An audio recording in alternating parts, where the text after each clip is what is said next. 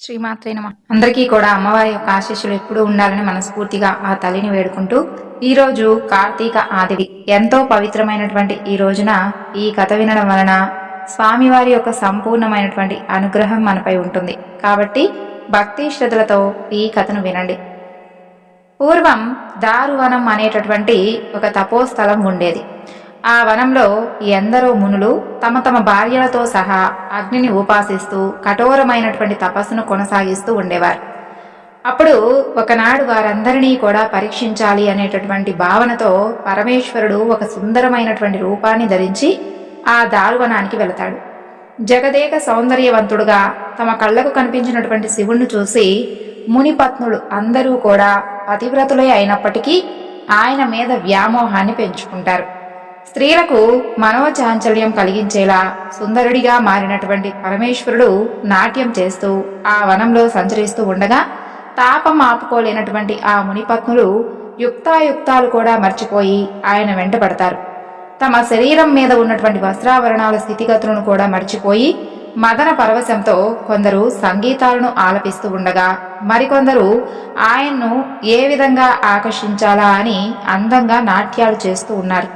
మరికొందరైతే ఆయన దారికి అడ్డంగా నిలబడి కౌగలించుకోవాలని ప్రయత్నిస్తూ ఉన్నారు. మన్మథ వికారం మితిమీరిపోగా ఆ సుందర పురుషుణ్ణి ఆపి, నీవు ఎవరు? ఎక్కడి నుండి వచ్చావు? ఓ సుందరాంగా, దయచేసి మమ్మల్ని అనుగ్రహించు, మా శరీరాలకు ఆనందాలను చేకూర్చు. మదన తాపాన్ని మేము ఏమాత్రము కూడా తట్టుకోలేకపోతున్నాము అని సిగ్గు విడిచి అడుగుతారు. మునిపత్నులు తనను ఎంతగా రెచ్చగొట్టినా ఆ సుందర పురుషుడు మాత్రం ఏమాత్రం చలించలేదు. అలాగే ఏమీ కూడా మాట్లాడకుండా నిశ్చలంగా నుంచొని ఉన్నాడు. ఆ దృశ్యాన్ని చూసినటువంటి మునులందరూ కూడా ఆగ్రహోద్రక్తులయ్యారు. తమ భార్యలకు మదన వికారం కలిగించినటువంటి ఆ సుందర పురుషుణ్ణు ఎన్నో మాటలతో దూషించారు. అలాగే ఎన్నో రకాల శాపాలను కూడా ఇచ్చారు. అయితే అవేమీ కూడా ఆయన్ను ఏమీ చేయలేకపోయాయి. ఋషుల యొక్క శాపాలన్నీ కూడా పూర్వం పరమేశ్వరుడి మీద తప్ప సకల దేవతల మీద కూడా ప్రభావాన్ని చూపించాయి. అయితే దదీచి యొక్క శాపం వలన దక్షుడు చేసేటటువంటి యాగం ధ్వంసమైంది. భృగు మహర్షి శాపం వలన శ్రీహరి 10 అవతారాలు ఎత్తవలసి వచ్చింది. గౌతముని యొక్క ఆగ్రహంతో దేవేంద్రుడి యొక్క వృషణాలు జారిపడ్డాయి. పూర్వం మునులందరి శాపాల ప్రభావంతో శ్రీహరి శయనించేటటువంటి క్షీర సముద్రం, అమృత సముద్రం తాగడానికి ఏమాత్రం కూడా పనికి రాకపోగా అప్పుడు నారాయణుడు కాశీ క్షేత్రానికి వెళ్ళి అక్కడ క్షీరంతో పరమేశ్వరుణ్ణి అభిషేకించి తిరిగి క్షీర సముద్రాన్ని త్రాగడానికి అనువుగా చేసుకుంటాడు. మాండవ్య మహర్షి యొక్క శాపంతో ధర్మదేవత కృతయుగం నుండి కలియుగానికి వచ్చేసరికి క్రమంగా క్షీణించసాగింది. మహాత్ముడైనటువంటి దుర్వాసుడు శాప ఫలితంగా యాదవులందరూ కూడా పరస్పరం కలహించుకొని అంతమైపోయారు. భృగు మహర్షి శ్రీహరి వక్షస్థలాన్ని తనడంతో అక్కడే నివాసం ఉన్నటువంటి లక్ష్మీదేవి ఆ స్థానాన్ని వదిలి భూలోకంలో నివాసం ఏర్పరచుకుంది. అలా అష్టవసువులు కూడా మునుల యొక్క శాపాలకు గురై భూలోకంలో మానవులుగా జన్మించారు.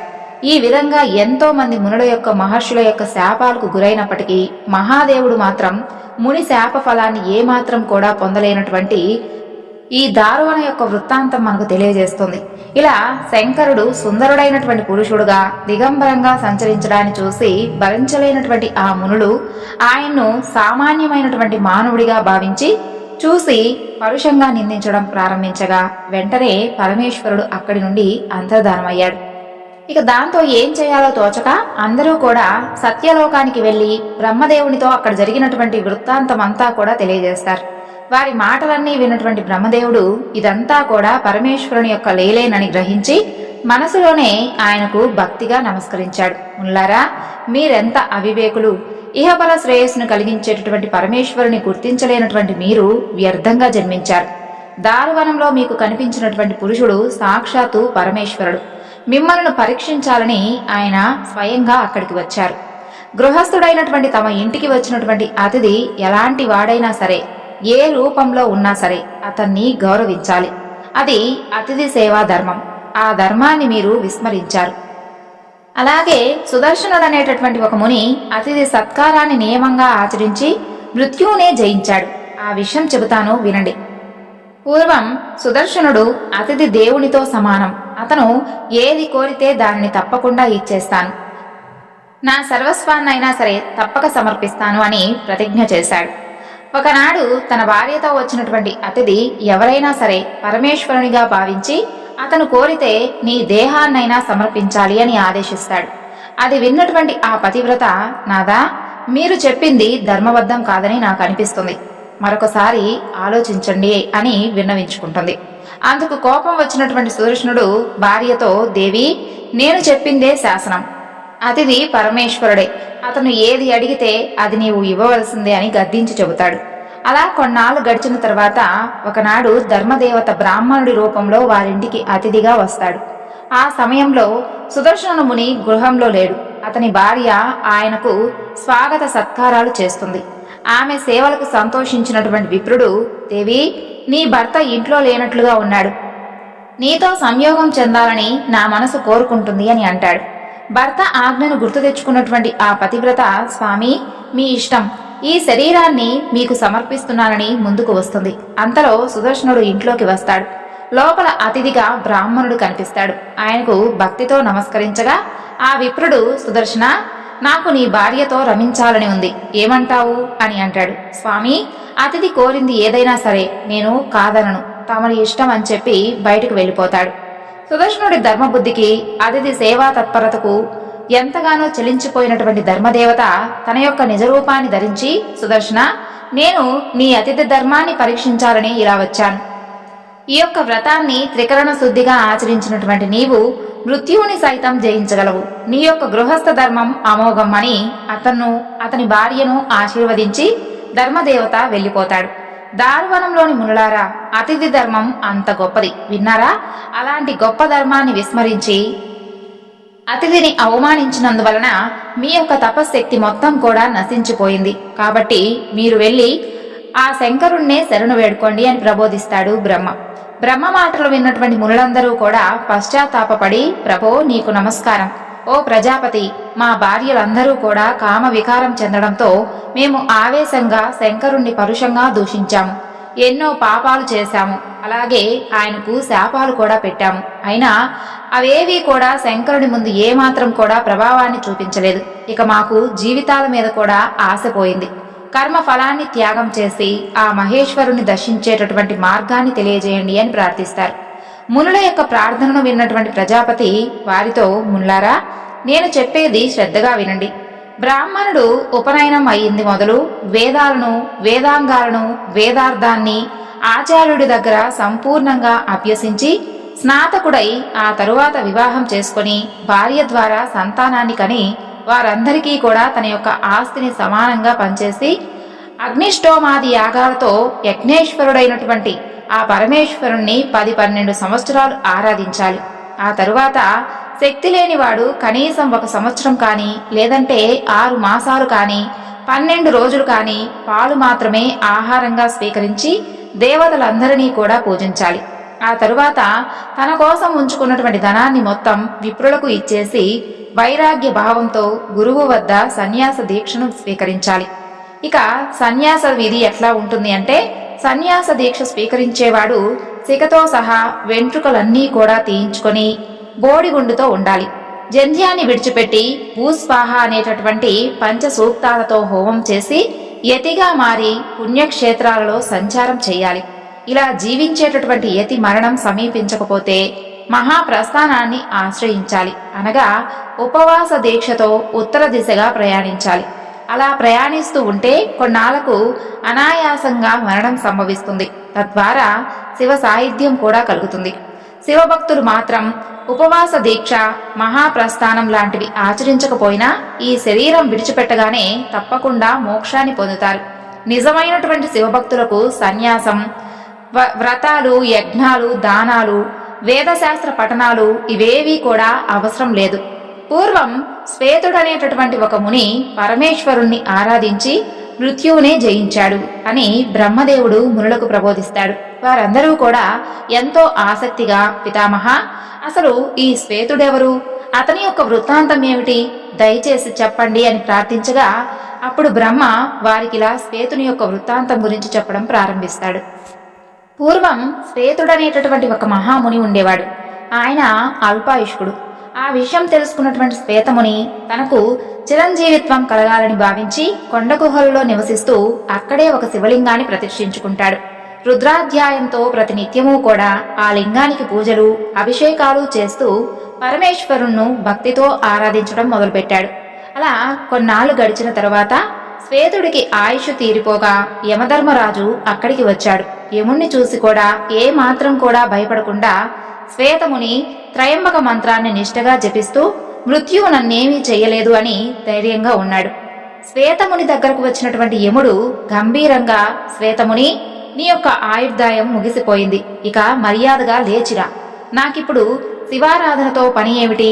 త్రిమూర్తులు కూడా నేను తీసుకెళ్లాలనుకున్నటువంటి వారిని ఎవ్వరూ కూడా రక్షించలేరు. లేచిరా అని గట్టిగా పిలుస్తాడు. యముడి మాటలు వినగానే శ్వేతమునికి మనసులో భయం కలుగుతుంది. దుఃఖంతో, శంకర, శరణాగత వత్సల, దీనబంధు, నన్ను రక్షించు అని ప్రార్థించి కొంత ధైర్యం తెచ్చుకుంటాడు. అలా వెంటనే యముడితో, ధర్మరాజా, నన్ను తీసుకుని వెళ్లడం వలన మీకేం ప్రయోజనం? మహాదేవుడి లింగాన్ని నేను నిత్యము పూజిస్తూ ఉంటాను, ఆయన్నే నమ్ముకున్నాను, నాకేం భయం లేదు. నాలాంటి శివభక్తులను ఆ శంకరుడే రక్షిస్తాడు. ఏ శివభక్తుడికైనా సరే బ్రహ్మ రాసినటువంటి రాత కూడా నిరుపయోగం అవుతుంది కదా అని అంటాడు. శ్వేతుని యొక్క సమాధానం యముడికి ఆగ్రహం కలిగిస్తుంది. తీక్షణమైనటువంటి కోరలతో భయంకరమైనటువంటి సింహనాదం చేస్తూ తనకు ఎదురు సమాధానం చెప్పినటువంటి ఆ శ్వేతముని తన యొక్క పాశంతో బంధిస్తాడు. ఓయి శ్వేత, ఇదిగో నిన్ను ఇలా బంధించి తీసుకుని వెళుతున్నాను. ఇప్పుడు నీ శంకరుడు ఏం చేస్తాడు? అసలు ఆ మహాదేవుడు ఎక్కడున్నాడు? నేనెక్కడా? ఆ శంకరుడు ఎక్కడా? నేను మృత్యుదేవతను, నాకసలు ఎదురే లేదు. నేనెవ్వరికీ కూడా భయపడను. నీవు ఇన్నాళ్ళు పూజించినటువంటి ఈ శివలింగం నిన్ను ఏమాత్రమూ కూడా రక్షించలేదు. ఇక నీవు ఈ పూజలు అభిషేకాలు చేసి ఎలాంటి ప్రయోజనమూ లేదు అని దురహంకారంతో పలికి శ్వేతుణ్ణి బంధించి అతని ప్రాణాలు తీయబోతూ ఉంటాడు. అంతలో త్రయంబకుడైనటువంటి పరమేశ్వరుడు పార్వతితో, నందితో, ప్రమద గణాలతో శ్వేతుడు పూజించినటువంటి ఆ శివలింగం నుండి ఆవిర్భవిస్తాడు. అలా మహాభీకరంగా ఎంతో క్రోధంతో ఉన్నటువంటి పరమేశ్వరుని యొక్క ఉగ్రరూపాన్ని చూసి గుండె ఆగిపోయినటువంటి యముడు ఒక్కసారిగా భయంతో క్రింద పడి మరణిస్తాడు. ఇక శ్వేతుడు తన ఇష్టదైవాన్ని ప్రత్యక్షంగా దర్శించినటువంటి ఆనందంతో, శంకర, హరహర మహాదేవ, శరణు శరణు అని ప్రార్థిస్తాడు. సమవర్తి అయినటువంటి యముడు మరణించడంతో దేవతలందరూ కూడా ఎంతో ఆందోళన చెందుతారు. ధర్మమంతా కూడా అస్తవ్యస్తమవుతుందని భావించి అందరూ కలిసి యముణ్ణి బ్రతికించమని పరమేశ్వరుణ్ణి వేడుకుంటారు. దేవతల యొక్క విన్నపాన్ని మన్నించి తన కంటి చూపుతో యముణ్ణి మరలా తిరిగి బ్రతికిస్తాడు పరమేశ్వరుడు. తననే త్రికరణ శుద్ధిగా నమ్ముకున్నటువంటి శ్వేతమునిని కరుణించి ఆయనకు చిరంజీవిత్వాన్ని అనుగ్రహిస్తాడు. కాబట్టి మునులారా, మీరందరూ కూడా త్రయంబక మంత్రాన్ని త్రికరణ శుద్ధిగా ఏకాగ్రతతో జపించి ఎలాంటి దుఃఖాలు లేక ఆనందాన్ని పొందండి అని చెప్పి బ్రహ్మదేవుడు వారిని సముదాయిస్తాడు. మునులందరూ కూడా బ్రహ్మ చెప్పినటువంటి శ్వేతముని వృత్తాంతాన్ని విని ఎంతో ఆనందిస్తారు. తిరిగి ఆయనతో, విధాత, మా మీద ఎంతో దయతో మా యొక్క అవివేకాన్ని పోగొట్టారు. మాకొక సందేహం ఉంది. పరమేశ్వరుని మీద భక్తి దేని వలన కలుగుతుంది? యజ్ఞం, తపస్సు, వ్రతం, వీటిలో దేని ద్వారా శివభక్తి మాలో పెంపొందుతుంది అని ప్రశ్నిస్తారు. అప్పుడు బ్రహ్మదేవుడు, మహర్షులారా, మీకు దానము, తపస్సు, స్వాధ్యాయం, యజ్ఞ యాగాలు, ప్రాణాయామాది యోగాలు వీటిని ఆచరించడం వలన శివభక్తి కలగదు.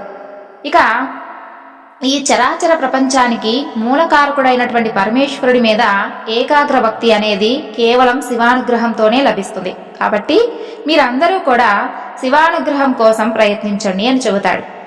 బ్రహ్మదేవుడు చెప్పినటువంటి ఆ మాటలు విని మునులందరూ కూడా ఎంతో సంతోషిస్తారు. ఋషులు తమ తమ పత్నులతో సహా ఆయనకు భక్తిగా నమస్కరిస్తారు. బ్రహ్మదేవుని ద్వారా పరమేశ్వరుని యొక్క గొప్పతనాన్ని, ఆయన్ను పూజించేటటువంటి విధానాన్ని, ఆయన అనుగ్రహం పొందేందుకు పాటించవలసినటువంటి విధులను తెలుసుకొని అందరూ కూడా తిరిగి దారువనానికి వస్తారు. అందరూ తమ తమ భార్యలతో కలిసి ఆ వనంలోని వివిధ ప్రదేశాలలో పరమేశ్వరుని ప్రతిష్ఠించుకొని పూజ, జప, ధ్యానాలతో ఆయన్ను ఆరాధించడం మొదలుపెట్టారు. అలా సంవత్సర కాలం గడిచింది. ఆ తరువాత వసంత ఋతువు ప్రారంభమైంది. అప్పుడు పరమేశ్వరుడు వారి భక్తిని పరీక్షించాలని వంటి నిండా విభూది పూసుకొని నగ్నంగా వికారమైనటువంటి ఒక రూపంతో వారి ముందుకు వస్తాడు. వారిని భయపెడుతూ వికృతంగా ఆడుతూ పాడుతూ అరుస్తూ ఇలా విచిత్రమైనటువంటి విన్యాసాలు చేయడం ప్రారంభిస్తాడు. వారి ఆశ్రమాల చుట్టూ నగ్నంగా తిరుగుతూ యాచించడం మొదలుపెట్టాడు.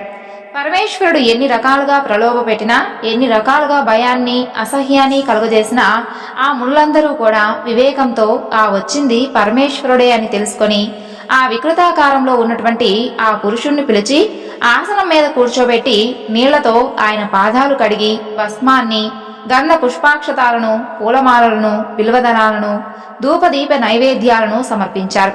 తమ భార్యాపుత్రులతో, బంధుమిత్ర పరిజనాలతో కలిసి ఎంతో వినయంగా ఆయనకు నమస్కరించి ఎంతో ఘనంగా స్తుతించారు. పరమేశ్వర, కరుణారస సింధు, మేము అవివేకంతో మా యొక్క మనోవాక్కాయాల ద్వారా చేసినటువంటి పాపాలను క్షమించండి. మీ దివ్య చరిత్ర విచిత్రం, రహస్యం, బ్రహ్మాదులకు కూడా అది ఏమాత్రం తెలియదు. మీ మార్గాన్ని ఎవరం తెలుసుకోలేం. విశ్వేశ్వర, నీవెలాంటి వాడివో ఎవరికీ కూడా తెలియదు. మహాత్ములు నిన్ను నిత్యము కూడా పొగుడుతూ ఉంటారు. భవ్యుడు, భవుడు, పావనుడు, అనంత బలవీర్యం కలిగినవాడు, భూతపతి, సంహారకుడు, విషంగుడు, అవ్యవుడు, జగత్తుకు ఆధారమైనవాడు, త్రిగుణాత్మకుడు, సత్వరజాస్తమో గుణాలతో నిండినటువంటి త్రయంబకుడు, త్రినేత్రుడు, త్రిశూలాన్ని ధరించినవాడు, కందర్భుడు, హుతాశనుడు, పరమాత్మ శంకరుడు, వృషాంకుడు, గణాధిపతి, కాలుడు, దండహస్తుడు, పాశహస్తుడు, వేద మంత్రాలు స్తుతించేటటువంటి ప్రధాన దైవం అనేటటువంటి విశేషణాలు అన్నీ కూడా నీకే సరిపోతాయి ప్రభు. భూత భవిష్యత్ వర్తమాన కాలాలలో ప్రవర్తించేటటువంటి ఈ యొక్క సకల సృష్టి నీ యొక్క దివ్య శరీరం నుంచే ఆవిర్భవిస్తుంది. మానవులందరూ కూడా తెలిసి తెలియక చేసేటటువంటి పనులన్నిటినీ కూడా నీవే చేయిస్తూ ఉంటావు. ఈ విధంగా మునులందరూ కూడా స్తుతించగా పరమేశ్వరునికి ఎంతో ఆనందం కలుగుతుంది. వారందరూ కూడా తాము చేసినటువంటి పనికి పశ్చాత్తాపం చెందారని గ్రహిస్తాడు.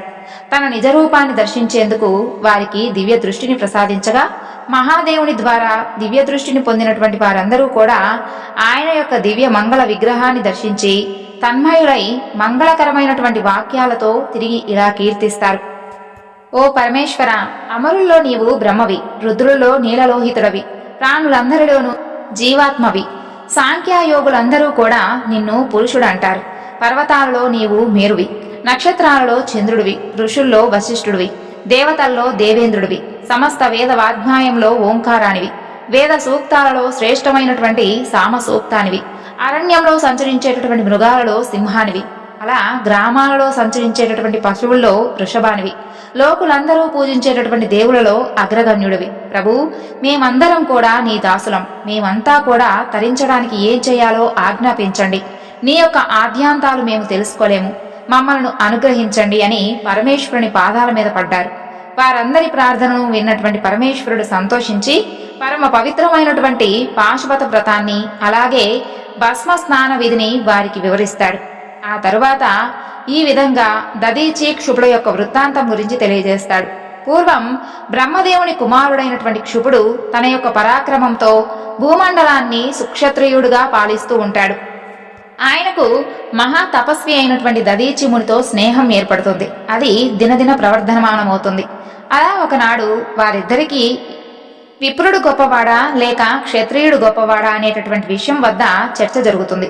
ఆ విషయం మీద వారిద్దరికీ కూడా వాగ్వాదం జరుగుతుంది.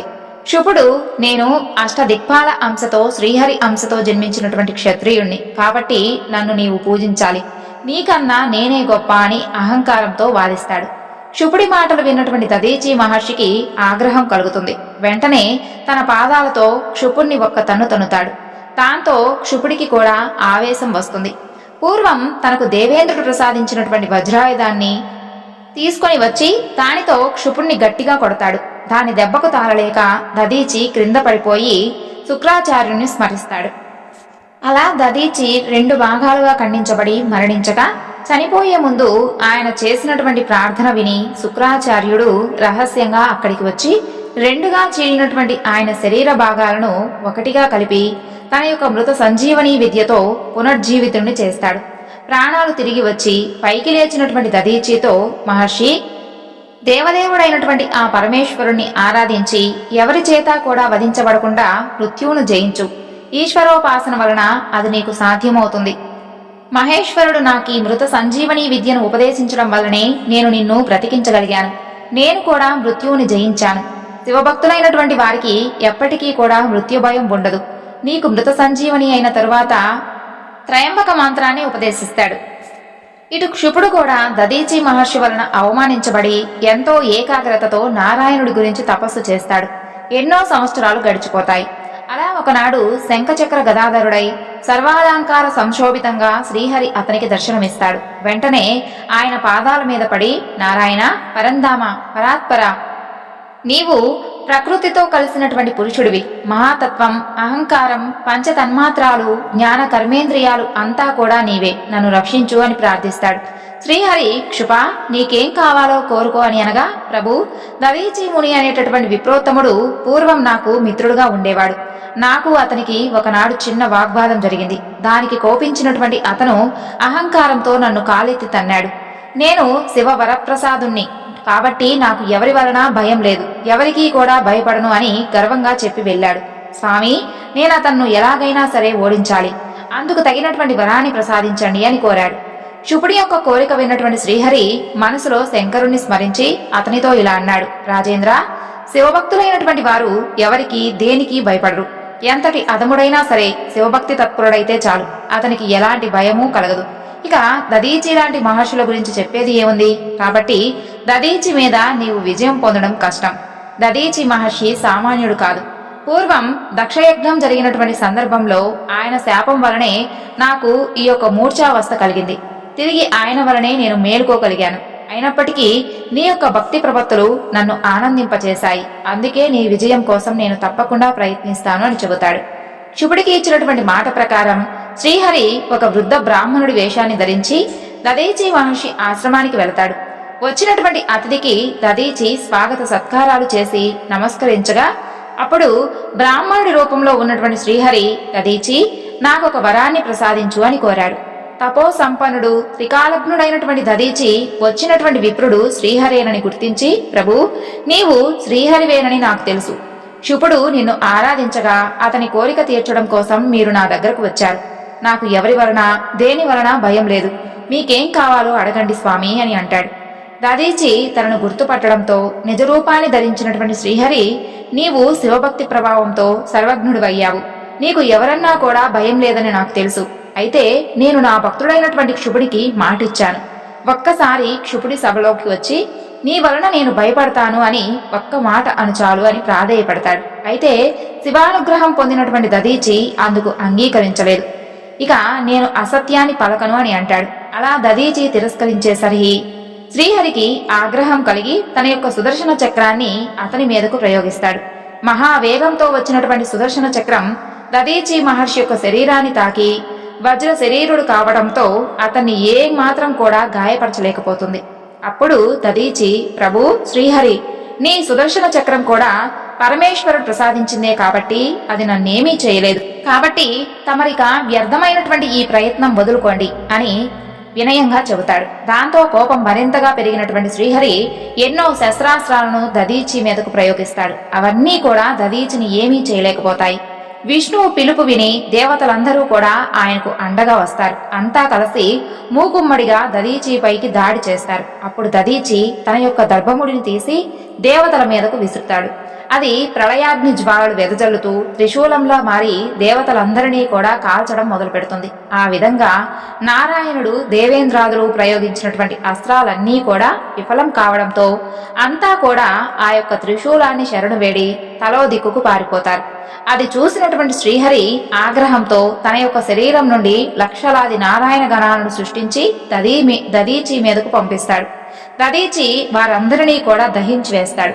అప్పుడు శ్రీహరి తన యొక్క విశ్వరూపాన్ని ధరించి కోట్ల కొద్ది బ్రహ్మాండాలను, కోట్ల కొద్ది దేవతాగణాలను దదీచి మీదకు పంపిస్తాడు. అంతా చూసినటువంటి దదీచి మాత్రం ఏమాత్రం భయపడకుండా, నారాయణ, నీ మాయను ఇక చాలించి నిజరూపంతో వచ్చి నాతో పోరాడవయ్యా అని కోరుకుంటాడు. ఇక నారాయణుడు నిజరూపాన్ని ధరించి దదీచి ముందుకు రాగా దదీచి తన యొక్క శరీరంలో అనంతకోటి బ్రహ్మాండాలను, కోట్లాది దేవతాగణాలను ప్రదర్శిస్తాడు. శ్రీహరి దదీచిలో ఉన్నటువంటి విశ్వాన్ని దర్శించి ఆయన యొక్క గొప్పతనాన్ని ప్రశంసించి వైకుంఠానికి వెళ్ళిపోతాడు.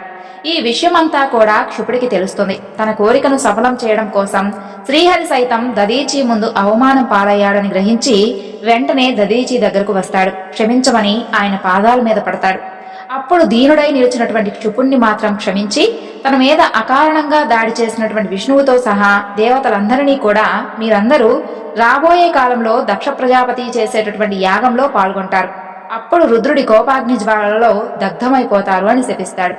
తిరిగి క్షుపుడితో, రాజేంద్ర, ఎప్పటికైనా సరే యోగ్యులైనటువంటి విప్రులే దేవమానవ పూజ్యులు, ఈ విషయం గ్రహించు అని హితబోధ చేయగా క్షుపుడు అందుకు అంగీకరించి ఆయనకు నమస్కరించి తిరిగి తన రాజ్యానికి వెళ్ళిపోతాడు. ఈ దదీచి క్షుపుడు యొక్క సంవాదం విష్ణుమూర్తికి పరాభవం జరిగినటువంటి ప్రదేశం. దేవతలకు దదీచి శాపం ఇచ్చినటువంటి ప్రాంతం స్థానేశ్వరం. అక్కడే పరమేశ్వరుడు స్థానేశ్వరలింగంగా వెలిశాడు. ఆ శివలింగాన్ని దర్శించి పూజించిన వారు శివలోకాన్ని చేరుకుంటారు. అలాగే దదీచి క్షుపుని యొక్క వృత్తాంతం విన్నవారికి కూడా శివ సాయుధ్యం కలుగుతుంది. అపమృత్యు బాధల నుండి విముక్తులై శరీరం పతనం చెందిన తరువాత కైలాసాన్ని చేరుకుంటారు.